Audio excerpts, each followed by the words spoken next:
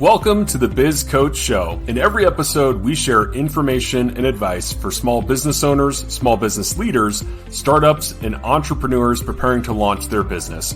Our mission is to give entrepreneurs the edge they need to succeed.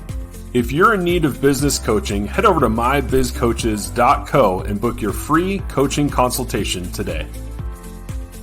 The Biz Coach Show is presented by Eric Whitmoyer, the owner of My Biz Coaches, a business coach, serial entrepreneur, author, and speaker, as well as David Macon, a certified professional in talent development, growth expert, writer, and small business strategist.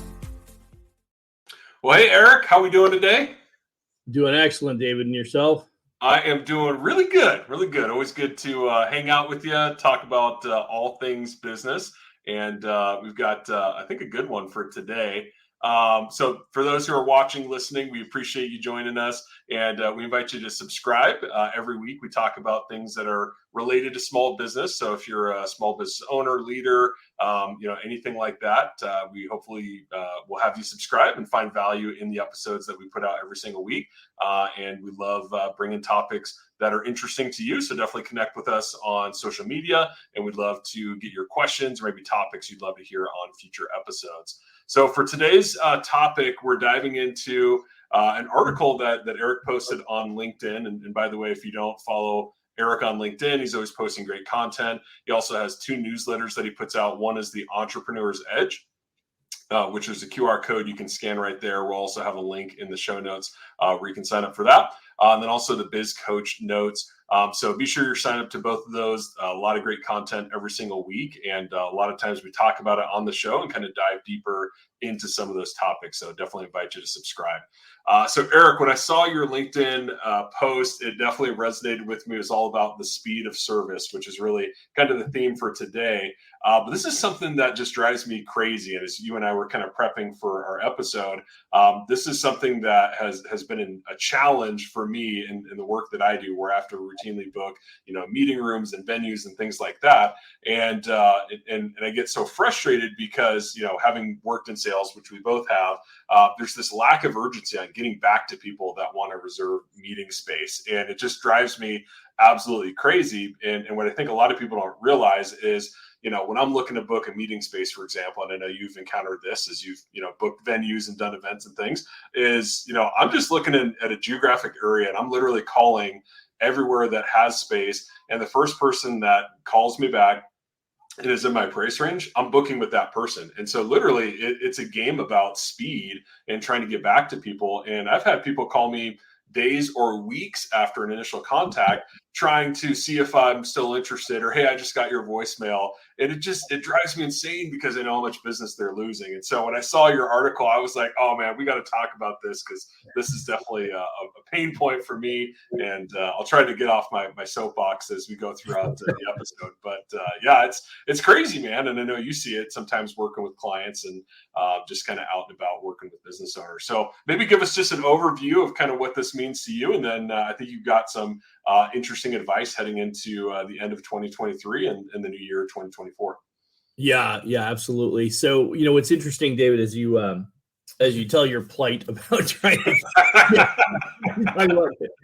to get meeting space or whatever. So what's interesting is this is actually more common than I think that anybody would probably really be able to grasp. And so the irony of the whole scenario is that I don't think that there's always a certain percentage of groups, right? What's 10%, 20%, whatever. So there's a percentage out there that is probably executed at this, at a certain level that, people are like, wow, that's amazing. But generally speaking, the average person probably doesn't experience that. Right. And my point is that in the grand scheme of things, I think that most people I would say in the years leading up to, let's say the last 5 years, there's always been a group of people that have been able to do it better than others. Right. And like I said, whether that's 10%, 20%, whatever you want to argue, whatever. But the point is that with technology and the way things are changing and the way things have already changed in the last 5 to 10 years, and how much they're going to continue to change in the next 5 to 10 years. Yeah. With technology specifically, it baffles me that anybody would have that kind of delay, Yeah. let alone the fact that you're having, to have any delay, let alone a delay, right? I mean, Yeah. The information, it could literally be made available. I mean, there's, we coach clients today, let's say our blue collar service clients that are out there, plumbers and painters and landscapers and whatever else, there's all kinds of, there's text back programs so that when somebody calls, even if you're not available to answer the phone call, you're a plumber and you're under the sink somewhere, you're going to stop and roll over and pull the phone out and answer the phone call. So, and even if you're a single person operation, you could still have a text back program where it basically immediately texts them back and says, thank you for reaching. I mean, 90-ish%, I don't want to go too high, but are people calling from a cell phone, right? Yeah. Right. I'm sure there's some that might be calling from a desk phone or whatever, an old standard landline, but 90+% are calling from a cell phone. So you have a text back program that reaches back out to the client, says, I apologize, I'm not available right now, but we did get your call. You're, a valued potential client. We'd love to speak to you, blah, blah, blah, whatever. And, if you have any specific information, if you've got a specific need, feel free to text, reply here. Right. And, or even go so far as to schedule an appointment, right, using your calendar function, and it can all be automated. Yeah. Right. So, I mean, the fact that people aren't getting back to people within not a timely manner, but like almost immediately, it just baffles me. Yeah. Right. That's the crazy part about this whole thing. And what was interesting is if in the article, you saw that I went to this, it was an event. It was actually a local bank. Well, it wasn't a local bank. It's one of the national bank partners, but it was a banking person who invited me to this event, and they had this gentleman by the name of Jay Bear. Now, I didn't know who Jay Bear was when I went to go see it about 3 months ago. And when I heard him speak, it was just like, this is amazing. This is exactly what I've been arguing with my clients about. Right? There's so much opportunity here to make this better. And, as I read more about, now this is a topic, he's written multiple books on different things, but he does a ton of studies, and then he uses the content from the studies to consult his clients. Yeah. And so, he's somebody that, that I've begun to follow now quite a bit more extensively and see other things that he's done this type of research on. But he did a bunch of research for this particular book, which is called The Time to Win. And you can learn more about it at thetimetowin.com. But the Jay's insights were just amazing. And what was awesome is to see that they did the studies and got the data to support, to your point, the concerns and frustrations that many clients have been struggling with for an extended period of time. Right? I don't know. Like I said, there's always a percentage that does it well, but that most people don't.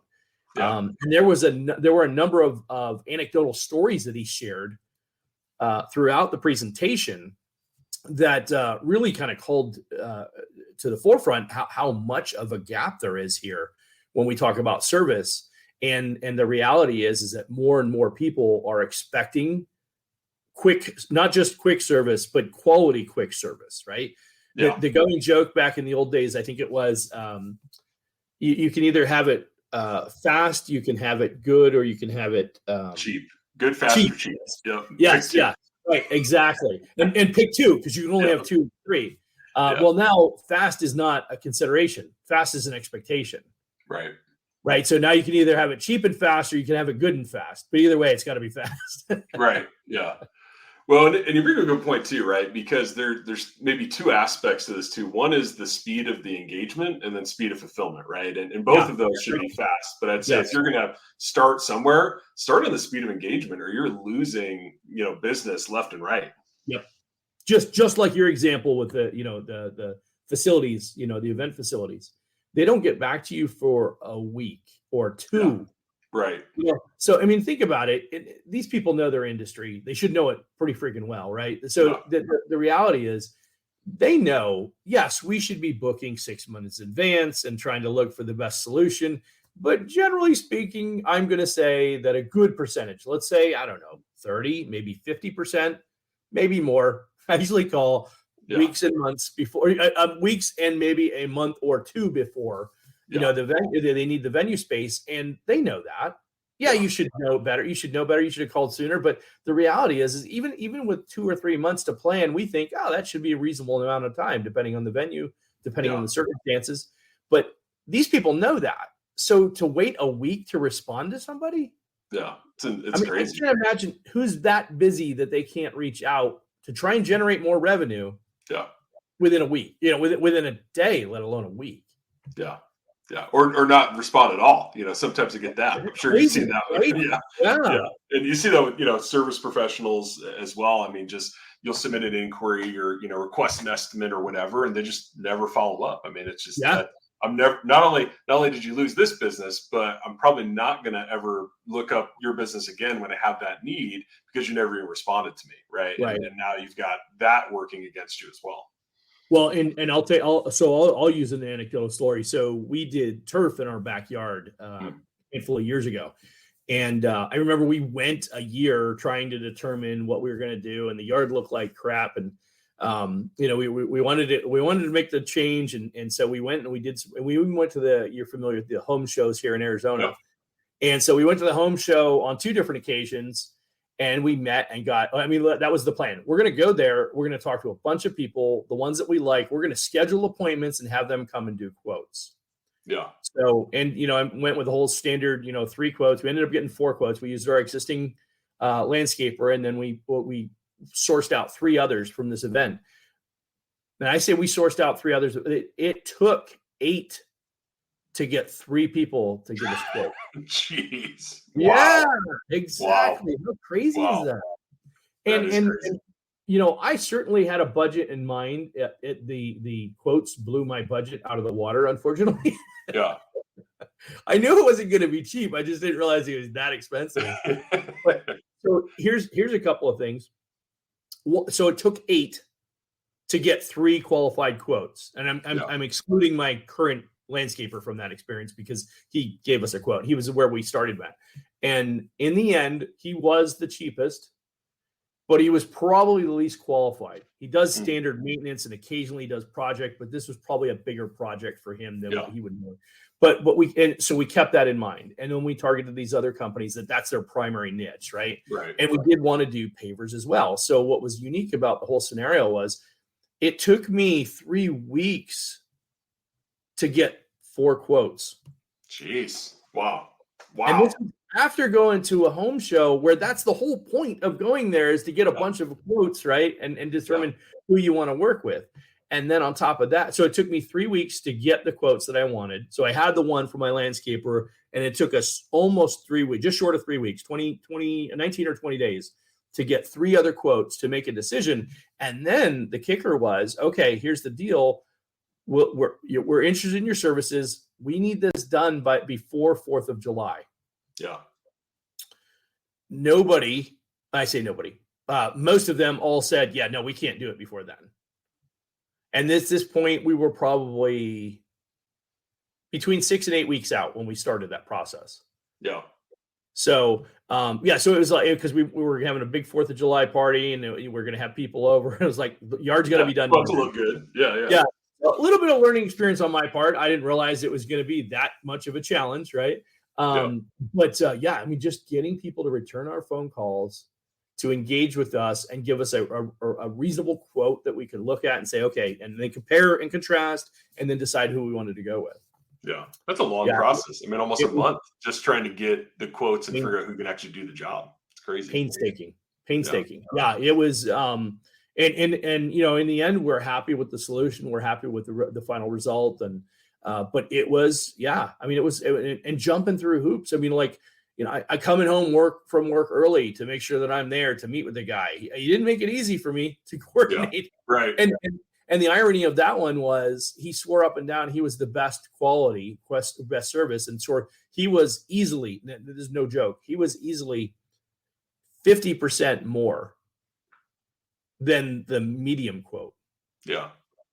And it took me, he was the last one I got to do the quote. Wow. So, and I'm like, okay, but I'm like, I Yeah. Well, that brings a good point, Eric. I want to ask you this to kind of transition into our next topic, but Yeah. kind of speed warranting a higher price. So let's say that gentleman who is 50% higher than the middle price, if he had come back to you within 2 hours and said, "I can do it this weekend, and it's going to be amazing. I guarantee my work." What do you say? Would you have been inclined to consider somebody that could respond quickly, fulfill quickly at a premium? Would you have considered that? I would have considered it. And you know what went through my head in the end when it took that long to get him out there, there's no way I believed he would have got the job done on time. Sure. Yeah, absolutely. Because he was so adamant about the quality. And I'm like, okay, turf is turf. Yeah. Right. Yeah. Yeah. I'm not so sure. No, and then I don't know the job. I know that at the end we were really happy with the service that we got. But what's interesting is the fact that it took him 3 weeks to finally get. We had to reschedule twice to finally get him to get out there to do the quote. And then he told me how imperative it was to do top quality work, which I appreciated.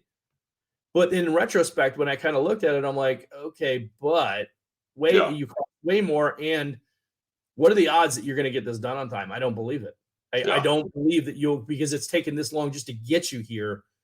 And if you're that adamant about quality, is it a workmanship issue?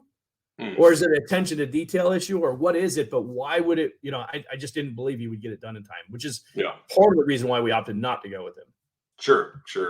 Yeah. And I would venture to guess that had his initial interaction with you been faster and more positive, you probably would have been more open to it, right? Certainly would have been more open to it because we looked at it. And like I said, there was a lot of things he educated me on the process.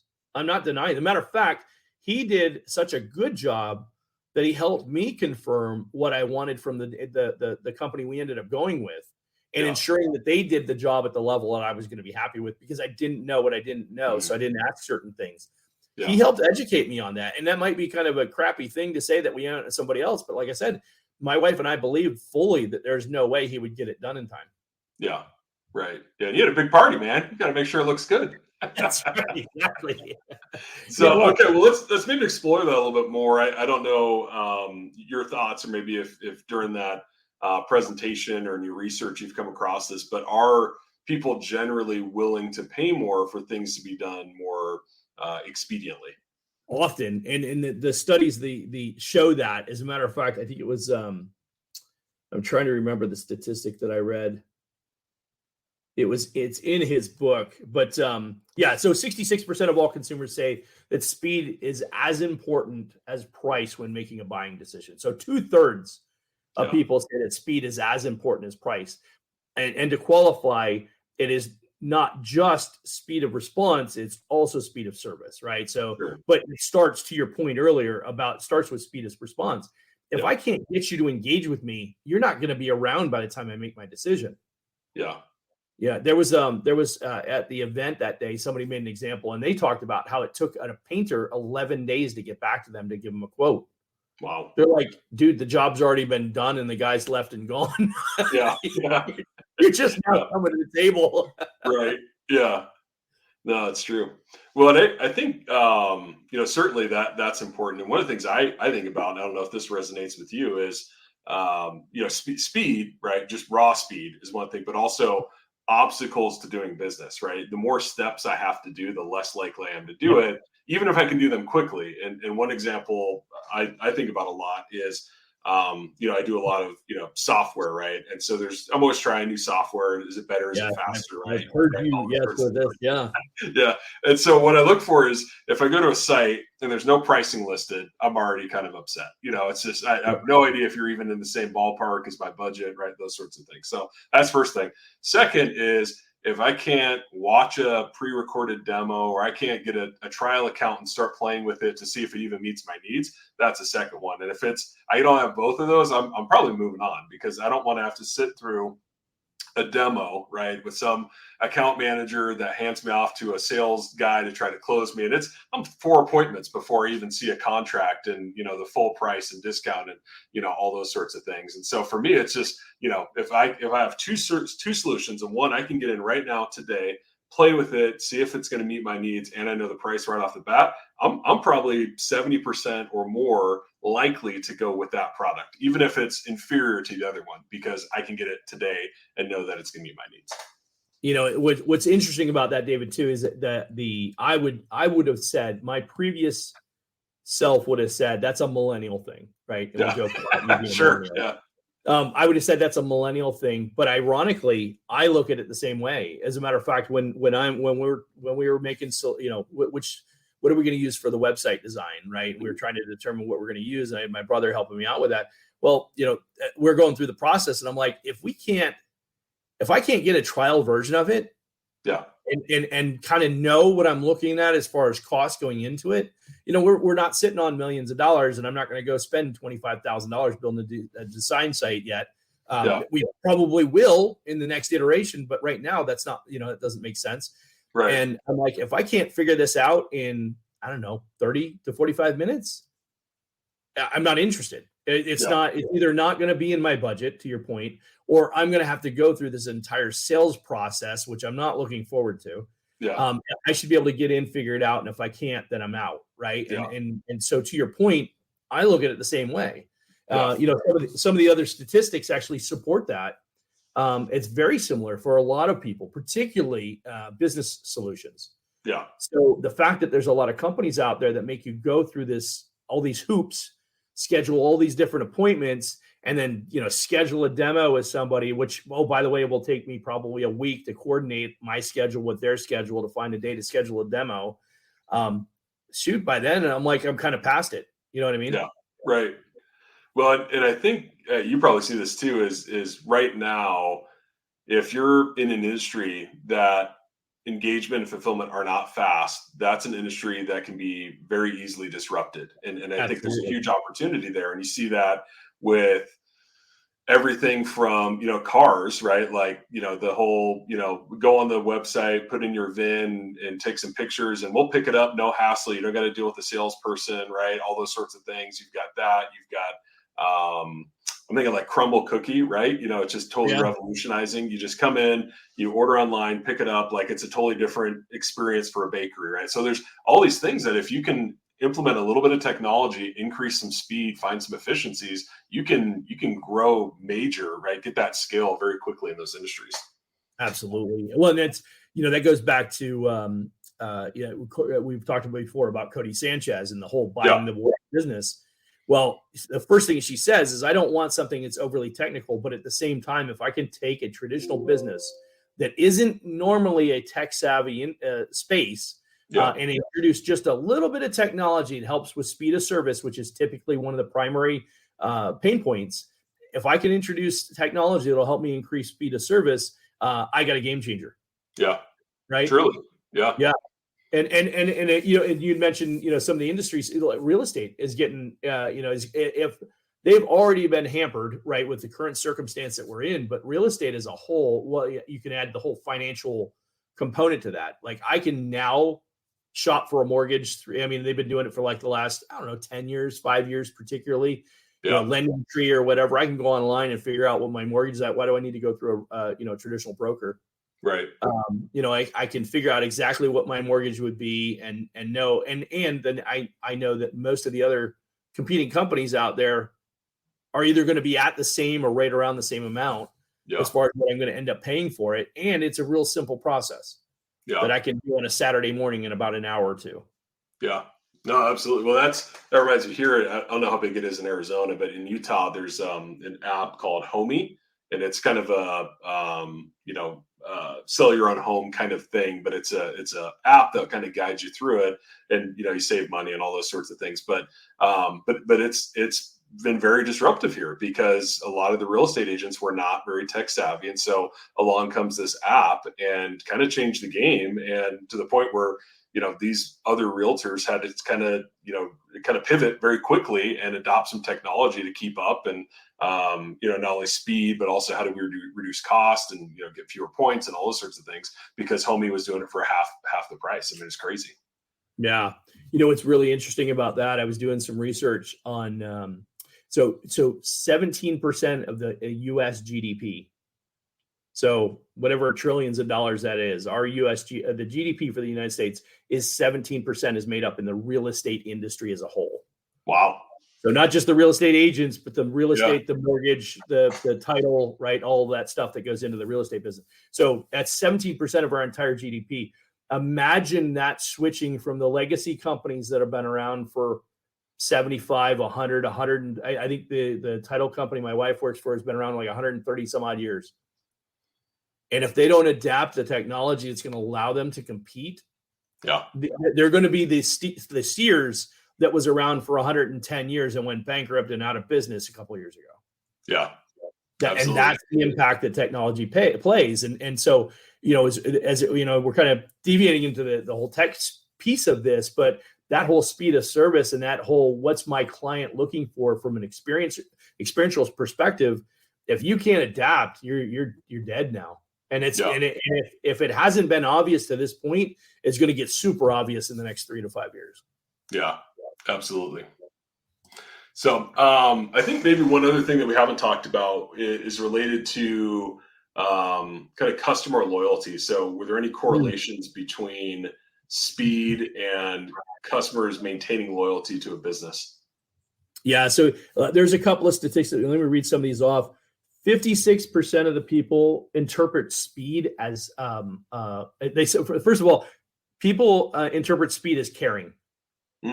If you're fast with your service of my solutions, and it could be following up on a claim, it could be responding to a question I asked, it could be whatever, it could be part of the sales process, whatever it is. But people interpret speed as caring. That's a very common theme now. 56% of the people feel appreciated when the service comes in as expected or better. It's been from a time perspective. 53% feel valued and 41% feel respected. So appreciated, valued, and respected. And in that 56, 53, and 41. So it's pretty significantly important to these people that they're expecting to get good quality service quickly. Right. And then the other one was that 62% of customers feel they're disappointed when business responds slower than they expect. Yeah. So almost 2/3 of people, if it's slower than they expected, they feel disappointed. And then 30% feel disrespected. Yeah. If people don't respond. So I bring that up. I agree with all of those, Eric. Yeah, exactly. More preaching to the choir. And so what's interesting about that is that, you're talking about loyalty. I would certainly appreciate my company. If I submitted something and I asked for, which by the way, literally has happened probably, I'm going to say half a dozen times in the last 3 or 4 months, just since I saw this information. And it makes, of course, I'm probably even more hyper aware of it now, but I'm like, wow, it's been a whole week and nobody's responded to that email yet. Yeah. Like I literally signed up 2 weeks ago, I signed up for a program that's going to take place next weekend. And so a week ago today, I sent him an email and said, I have a conflict. Something's come up. Can I reschedule for another time when this training is going to be available? Or could I reallocate my dollars to be applied in a different way? Right. Yeah. And we're not talking about a cheap program that I signed up for. And so here's the thing. I sent them and said, because it was a defined timeline. They're delivering it over a 3-day span of time. And nobody's responded to me. It's been an entire week and nobody's responded to me. Do you feel disappointed and disrespected, Eric? I feel disrespected at this point. I'm like, and it wasn't a cheap program. And oh, by the way, I can't get anybody to respond to me. And I had 3 different people attached on that email. Somebody couldn't reach out to somebody and say, hey, somebody should reach out to this guy and see if he's cool with this, Right. Crazy. So man. It's interesting. And so, loyalty. I mean, you couldn't get a better example of loyalty than people telling you straight up, I feel disrespected or disappointed that you didn't respond to me in time. Yeah. So it's funny you say, I didn't even think about that until you just shared that stat. is I had a situation. One of my cars wasn't starting. It's a whole thing. Ended up not being as big a deal as I thought, which is a little embarrassing. But but I ended up towing it to my normal mechanic. I've been going there for years, and the service is great. They're really friendly. They're normally on top of everything. And I brought it in, and it was going to be 2 weeks before they could even diagnose what was wrong with it. What? Yeah, and I'm like, I've been coming here. You guys have thousands of dollars of my money tied up in fixing vehicles and stuff over the years. You can't get somebody to take 10 minutes and just take a look, and see what's going on with it. And well, we might be able to sneak it in. And I'm like, I can't go 2 weeks without a car, so Right. I'm going to take it somewhere else. So I towed it somewhere else, and now I'm kind of like, man, they got me right in. They were friendly. They don't have the cool app that has all the pictures of the vehicle inspection, all that. But I'm like, but hey, if they can get me in same day, solve my problem, and I got my vehicle back, that's worth it. I may switch. That's literally a conversation that we're having. And it's disappointing because this other company's great and we love them. We've been very loyal to them. But one time I'm questioning it, honestly. Yeah. So as you're talking about that, I mean, truly, that's my experience right now that I was just living through. Wow, 2 weeks for an assessment, just to give you an idea of what's going on with it. Wow. Yeah, not hey, we got to tear the whole engine apart, or we got to wait on a part that's back ordered. I mean, we won't even look at it for 2 weeks. I'm like, what? It just blew my mind. So yeah, as you say that, yeah, again, I'm getting a little heated this time. I'm getting a little fired up today. Yeah, I didn't know this topic would do this to me. That's funny. Yeah, no, that's crazy. And to your point, I know for a fact that we've experienced that a couple of different times. We're pretty loyal to the person we've been working with for quite a few years now. And I would never, as a matter of fact, I know the owner personally. And if somebody told me it was going to be more than a few days to look at my car, I would call him. And what I'll tell you right now is he would say, bring it on Saturday morning and I'll meet you there and we'll make sure it gets taken care of. Nice. Yeah. Yeah. It's Friday. He would tell me, meet me on Saturday morning. I'll take a look at it, so, and that's not bragging. That's the level of service we've come to expect from working with them, which is why we're loyal to them. Yeah. Right. And he sure as heck would never say to me, you need to wait 2 weeks for us to do a diagnostic. You get his name from you when we're done today. I'll drive to Arizona to be faster. Faster in 2 weeks for sure. Awesome. Yeah. Well, anything else on this topic you wanted to review? Yeah. There was one other thing I wanted to touch on, and it's a series of more stats here, but it says that when is speed most important to a customer? And it says, so for instance, to find out about a new product, 67% of the people said that was important to them. When scheduling an appointment, 79% said it was important to them. Yeah. When paying for a product or service, 74%. Getting product delivered, 76%. Getting a product question answered, 77%. And getting help with a problem, 83%. Wow. So on most of those, that's 3/4 of the time people said speed was important, was of significant importance when determining considerations, right? And at minimum, to finding out about a new product, 2/3 of people said that was important. Speed was important with that. I want to meet these people that say it's not important. What's going on in their lives that, get back to me when you have time. I got oodles of it. Yeah, I don't care. I mean, who are these people? I want to meet them. Well, interesting you should ask that question, David. You just totally teed that one up. So they also said, this urgency index that they measure, they looked at the people, they broke it into generations, and the initial assumption would be tech savvy, millennials, Gen Zs. They're going to be the ones that likely want the service now, right? Yeah. And ironically, it was completely flipped. No way, really? Yeah. Wow. Baby boomers were the least patient, and the most patient were the Gen Zs. Interesting. That is not what I would have expected. Totally not what I expected at all. And that was the data that they reflected from their studies. And I thought that was kind of interesting. Of course, then it makes you reflect a little bit and say, well, maybe that's because the baby boomer doesn't have a lot of time. Fair. Morbid, but fair. Yeah. I'm right on the cusp. So I'm probably just a few years outside of that group. So we say that in jest, but the reality is I think that the reality is that, I've been busting my butt for so long. I'm always on the go.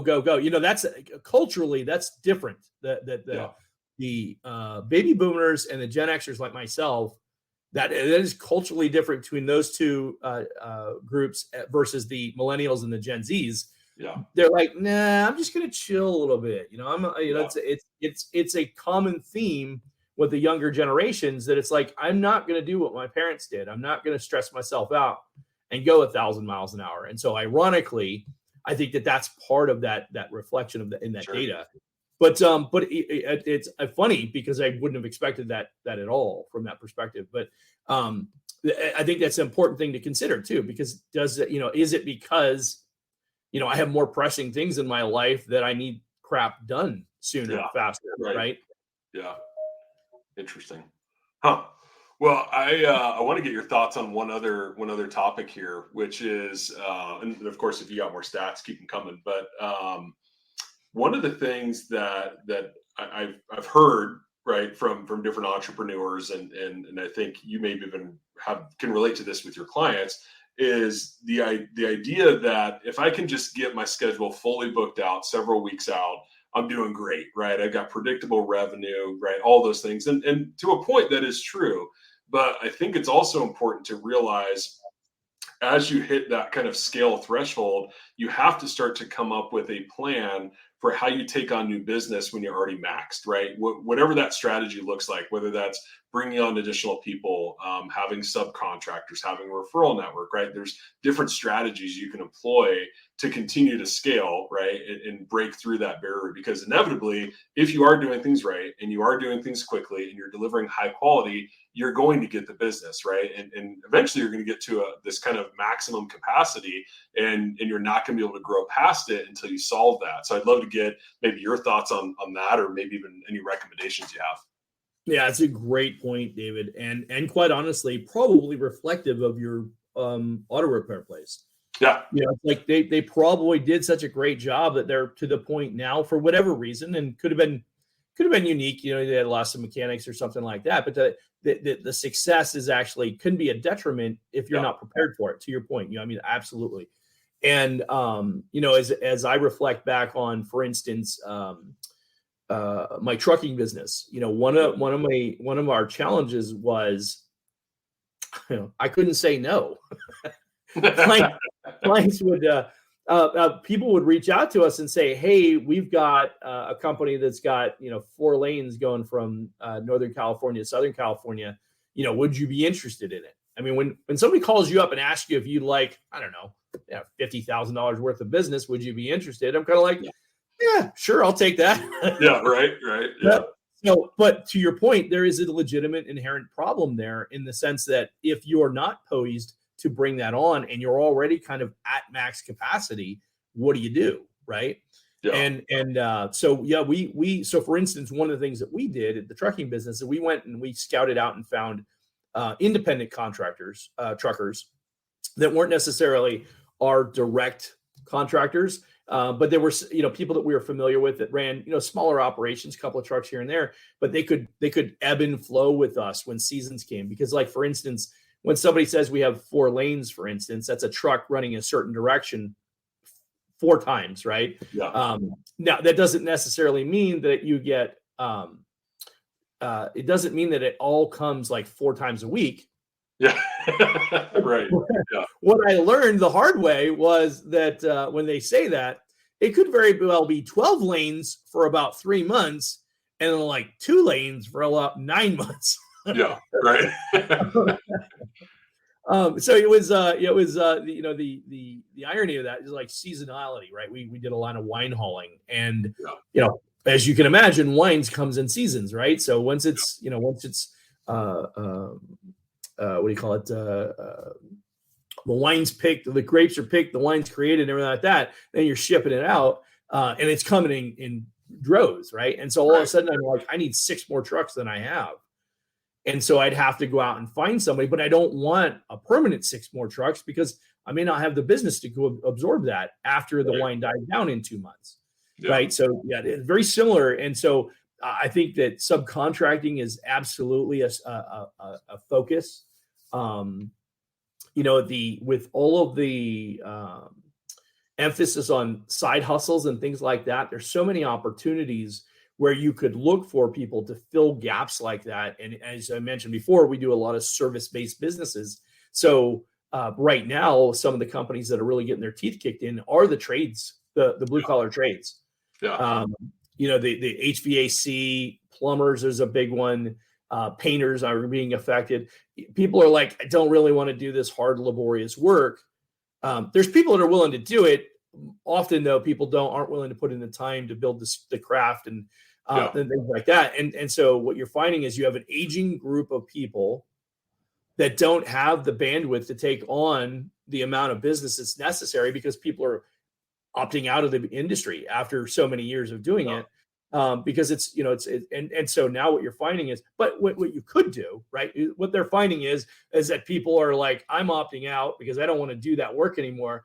But could I bring that person back as a consultant or a trainer, right? A trainer to train my electricians to be, better with HVAC units or whatever, right? It's like, is there ways for me to capitalize on that knowledge base of those individuals where they don't have to do the physical labor work because they're, maybe up there in age or something, or physically not capable of doing that work anymore for whatever reason. But you could leverage that. So how could you do that? Or maybe they're willing to come back, but they'll do it on a short-term basis. We recently spoke about a peer of ours that has help me out with the type of business he's got, a handyman business. Yeah. Oh, yep. Yeah, and victim of own success. Lots of very happy clients, continue to get referrals. So busy, he's booked out weeks at a time and couldn't absorb new business. But my bet is that with a couple of phone calls to the right kind of people, strategically discussing, hey, how'd you like to help me out on certain jobs from time to time, or pick up some of the overflow when I get overrun, and I'll pay you a premium. Even if you only made 25% of the money that you would normally make, but it's not lost business, it'd still be money found. Yeah. Right. Yep. And now you have a strategy for when you scale the business. You could bring that person in, help them. You could amp up your marketing activity, scale up the business while leveraging that subcontractor or whatever the case may be, and then leverage the time to train a new employee and bring them on and make that part of your permanent business model. Absolutely. So a lot of it comes to just, thinking outside the box and figuring out what are other solutions. But yeah, no, and I think, you bring up a lot of good points there, but I think as you do your strategic planning as a small business owner, right? And if you're not, well, then you're already behind. But if you are, then, be thinking about those things, your speed, your quality, your capacity, right? And those are kind of balancing factors that you have to continually think about and plan for, which I think is really important. But I think one of the things, right, is you're talking about that is having, let's say it's that referral network that, whether you bring them in as a subcontractor, whatever that looks like, is I've even seen, because you don't want to lose those people entirely. So it's, hey, they can help you out for this job. What I'm going to do is I'm going to give you 20% off your next job after that when I can have the capacity to bring you back on, right? So there's other retention methods that you can use to where you're not just giving away business permanently and getting that one-time hit. You can bring them back in with a discount once you've got your capacity back. So different things like that you can employ. It's all just about creative problem solving. Yep. And the only thing I'm going to say there as it's relevant to the conversation, not as much to the topic, but certainly to the conversation. I guess it is. But the point is that at the end of the day, you're only going to be able to get the creative problem solving that you just referenced when you step out of the day-to-day and focus on your business, right? If you can't separate from the day-to-day nuances and step back and work on your business instead of in your business, you're not going to be able to think through creatively. And so what we find is our clients are like, well, I don't have time to do that. And I'm like, the reason you don't have time to do that is because you're not making time to figure out when you could resolve that. And that's why a lot of these problems continue to exist with these businesses with timing, is they don't step back and look at, okay, there's a solution out here to fix this speed of service problem, right? Speed of response time, things like that. There's technology solutions out there. Yes, I'll have to invest a little bit of time to figure out how to do it. Yes, I'll have to invest some time to train somebody how to use this program. But the reality is, if I do that, I could grow my business by 25%. Right. Yep. Right. There was one other thing that Jay mentioned, and it's what we can't capitalize, or what we can't recognize, is lost business because of speed of service. So, for instance, we referenced and we joked about the service provider that doesn't get back to you for days or weeks in some cases. Here's the worst part: is that they come in. So this is kind of the opposite of what Jay suggested, but in my scenario with the turf, the guy that came in with like 50% higher than the next closest, right? At the end of the day, I'm sure he did great quality work. I don't know that it would be worth 50% more. Right. That was the trade-off. Is it really going to be worth 50% more? But what I would say is that he didn't get the job, but does he know why he didn't get the job? Yeah. Good point. Often what he didn't get the job because we didn't believe he'd get it done in time. Right. Had nothing to do with his price. I mean, yes, it had a little bit to do with the price, but way more that we just didn't believe he'd get it done in time. Yeah. And consequently, when you look at clients, imagine the guy that came in last, but then also is the cheapest. Yeah. So he's the cheapest and he's the slowest to respond. Yeah. And chances are you probably already made your determination because the other person was 30 to 50% later than everybody else, not cheaper, later, right? Yeah. And consequently, but they think that this is where the loss is, right? I don't know why I didn't get the job. So now I lower my price next time to get it. And then at some point, service and price get to a point where the price is so low, and I'm okay with whatever service level I get because the price is so much different than everybody. Let's say 50% cheaper than everybody else, that I take it and I'll tolerate the less than quality service because the price is so cheap. And then I do that, and then now they're giving up all their profits. Yeah. They're probably barely making, if any, money. They're barely just paying themselves at best. Yeah. And consequently, they're not learning anything of what's actually wrong inherently with the business. Yeah. Yeah. No, you're spot on. Well, and it's interesting as you're saying that. I don't know why I keep coming back to this. Somebody out there must need to hear this. But if you find that you're in an industry like that, that's a huge opportunity, right? So imagine, right, kind of niching down a little bit and being the turf guy that specializes in jobs that are under a certain amount of square feet, and it's same day. I mean, can you imagine that? I mean, hey, call me by this time, and I can go there. I can pick up. I do these 10 samples of turf. Tell me the one you want. I'll have it here same day, installed same day. I mean, no brainer, right? And people would pay 20, 30% more for that, and he would be able to book, right? Because it's a smaller job. We see that in Utah with concrete right now. There's just not a lot of people that do concrete. Yeah. They all do big jobs. And if you have a small job, like, get in line. Like, I'm going to charge you whatever I want, and I'm going to take as long as I want because I'm going to squeeze you in around when I got the last little bit of something in the truck that I didn't use on my big job, and I'll swing by, and you better be there. And if not, I'm going somewhere else. I mean, versus the guy who comes in and, hey, I specialize in,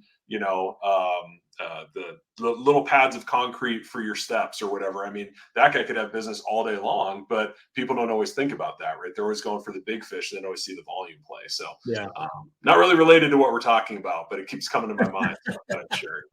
No, that's a good message. I mean, the reality is that's the type of things that when people step back and look at their business, they're like, well, there's an opportunity here, right? To your point, particularly when you're very familiar with the industry. And that's why as clients, we really like to look for the good tradespeople.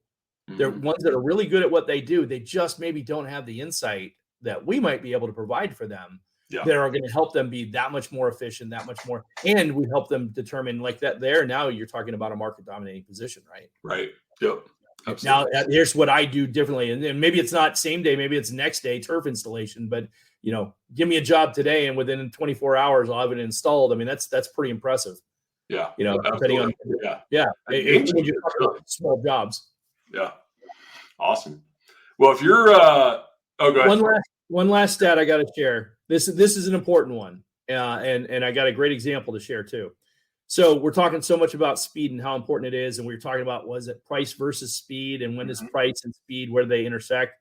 Well, here's one thing that was made made very well aware of, and you can see it at play in a lot of places today. 1 in 4 customers will pay as much as 50% more. Wow. 50% more Wow. to be able to not have to wait in a line. Wow. Case in point, Disneyland. Yeah, right. True. I don't think you can do it in California anymore. I think they did away with it. Something about the People's Republic of California. But no, there's the people will pay to get the fast pass. Yeah. Right. The people will pay to not have to stand in line, and they'll pay as much as 25% will pay as much as 50% more. What it actually is a really good example of that beyond the fast passes. Last time you checked into a hotel, David, you got there. Now let's use Vegas because that's a really good example. But you go to Vegas, right? You go to Vegas. You get there early. You got some kind of function you got to do. You go to check in early. Yeah. You know darn well you're not going to be able to check in. Right. So, but you get there with the hope that maybe they'll have a room they'll let you check into, right? Yeah. And all you really want to do is get your name on the top of the list, so you're the first one to get your key at 4:00 when they start releasing rooms, right? Sure. Yeah. So, well, now what they've done is they've realized that people will pay as much as $30 to be able to check in just about, I don't know, 2, 3, 4 hours earlier than normal, so you can drop your stuff off in your room. I'd do it 100%. So I can get my keys now, so I don't have to stand in line for 45 minutes when everybody else is checking in when I should be in dinner or having a few drinks or something like that. Yeah, absolutely. Yeah, that's a great example. Absolutely. Yeah, exactly. So if it's 25%, 1 in 4 people. Now here's the kicker. You've already paid for the room. Right. Yeah. You're getting an extra $30 just to check in a few hours early so you can drop your stuff off and not have to worry about dragging it all over Vegas through the casinos or wherever you're going, or paying a bellhop and then making sure that they didn't mess up and lose your bag or something. Right. Yeah. Yeah. Wow. Dude, imagine the incremental revenue of that over a year, right? So they did a quick example, and it was really kind of dumbed down, but it like for a decent sized hotel, I want to say 400 rooms or something like that, they equated it to about $1.8 million in additional incremental revenue. Wow. With zero cost associated to it. Dude, that's amazing. Yeah. So 25% of your clients are willing to pay up to 50% more for faster service. Wow. So if fast isn't important to you or hasn't been important to you, you need to consider how it could be more important to you. So those are examples of the types of information we provide our clients and help them understand, hey, you got a good business here. How can we get just a little bit more out of it? Yeah. Right? Absolutely. Your business is currently making 15%, 20% net margin. How we can get 25 or 30? Yeah. Implement a few of these strategies to capture a little bit more business, and lo and behold, there you go. Yeah. Love it. Love it. Love it. Well, a lot of good stuff. I'll just say that if you are struggling to get that perspective on your business, or that's a challenge, right? Taking that step back and kind of critically and objectively assessing all those different factors, or you just want some recommendations on how to do things a little faster, we definitely encourage you to head over to Eric's website, mybizcoaches.co, where you can schedule a free consultation with him or one of his coaches. And they'd love to kind of brainstorm with you and put together a plan on how you can capitalize on that and make even more money, right? Which is what it's all about there. So also, this was based on an article that Eric wrote on LinkedIn. So just again, in case you missed it, definitely encourage you to follow and subscribe. So you can sign up for both of those newsletters, get awesome small business tips every week. So Eric, it's been fun. Thanks, man. Absolutely. Should we tip them off of what we're going to talk about next week? Oh, I don't. If you want to, I don't know. You're usually the one who doesn't want to let the cat out of the bag. But yes, please, if you want to give a little preview for next so yeah, as we're following along with the newsletter here, next week we're going to touch base on AI. So it's the next 8 weeks. This week, this next 7 is going to be each topic is going to be one of the 8 things that we suggested that our clients should consider for 2024, and how to best implement or strategically plan for these types of these things for 2024 for their businesses. Love it. Awesome. Yeah. So definitely subscribe. You don't want to miss out on that, both to the That's right. newsletter and to the show, because we'll be talking about it in more detail here. So, Eric, as always, thanks, man. Awesome. Appreciate it, David. Okay. Awesome. Hey, we'll see you on the next episode.